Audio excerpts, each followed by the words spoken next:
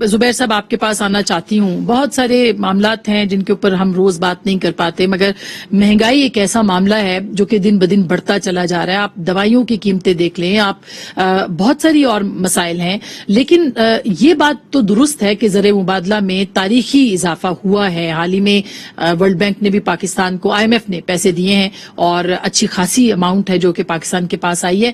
پھر ڈالر اتنا اوپر کیوں جا رہا ہے؟ In spite of that $2.5 billion تقریباً آئے ہیں IMF سے اسپیشل پیکج کے طور پر. آپ نے کہا زر مبادلہ کے ذخائر بلند ترین سطح پر ہیں، لیکن اس کی کمپوزیشن دیکھیں نا. زر مبادلہ اچھی چیز اس لیے ہوتی ہے کہ آپ وہ کما کے اپنے لیے ایکسپورٹس بڑھا کے، آپ فورن ڈائریکٹ انویسٹمنٹ سے، ریمیٹنسز سے اگر آپ بڑھاتے ہیں تو بڑی اچھی چیز ہے، یا لوگ وہاں سے لے کے آتے ہیں پاکستانی. اب مسئلہ یہ ہے کہ یہاں اگر آپ دیکھیں چین کے پتہ نہیں $3 بلین پڑے ہوئے ہیں، سعودی عربیہ کے کوئی $2 بلین پڑے ہوئے ہیں، UAE کے کتنے بلین پڑے ہیں، $5-6 بلین IMF کے پڑے ہوئے ہیں. اگر آپ اس کو نکال دیں تو دھڑام سے گر جائے گا سب کچھ، سارا سسٹم گر جائے گا. سو اس پر اگر آپ کیونکہ سب سے برا فیلئر جو ہے نا، بہت سے فیلئرز ہیں اس حکومت کے، کہ انہوں نے جو ڈی ویلیو کیا تھا وہ 35% ڈی ویلیو کیا تھا، جو ابھی آپ کرنسی کی بات کر رہی تھی، وہ اس کا اسینشلی انہوں نے اس لیے کیا تھا کہ ایکسپورٹس کو بڑھایا جائے.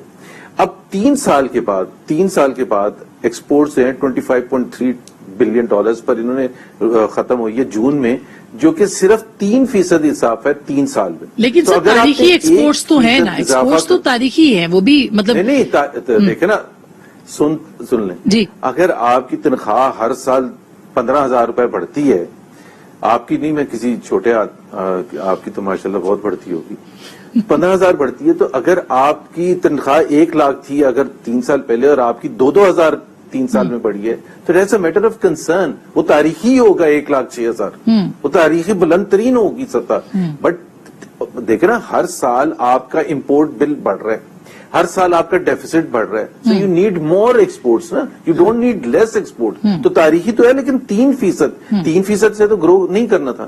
دوسری بات یہ ہے کہ جو 3 بنیادی معیشت کے پیرامیٹرز ہوتے ہیں، 3 بنیادی جس سے تمام پاکستانی افیکٹ ہوتے ہیں، وہ مہنگائی آپ نے ذکر کیا اس کا، بے روزگاری اور غربت. اور یہ اس کی ریزن بڑی سمپل ہوتی ہے. یہ آپ نے سنا ہوگا، ہم نے پچھلے 1.5 سال سے کان پک گئے ہیں کہ یہ commission, sugar commission, wheat commission, فلانا کمیشن. دوائیوں پہ بھی ایک کمیشن بیٹھا تھا شروع میں، بالکل پرائم منسٹر نے وزیر صاحب کو بھی برطرف کیا تھا.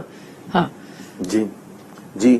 اور نتیجہ کیا ہے کہ چینی مسلسل بڑھتی چلی گئی ہے. اور ایک اور کمیشن بنا تھا، آپ کو پتا ہے خان صاحب کا ایک بہت فیمس ایک جو ان کا سبجیکٹ تھا وہ قرضوں کے حوالے سے تھا، کہ قرضے بڑے لے لیے گئے ہیں، قرضے. اور آتے ہی انہوں نے ایک کمیشن قائم کر دیا، ڈیٹ کمیشن.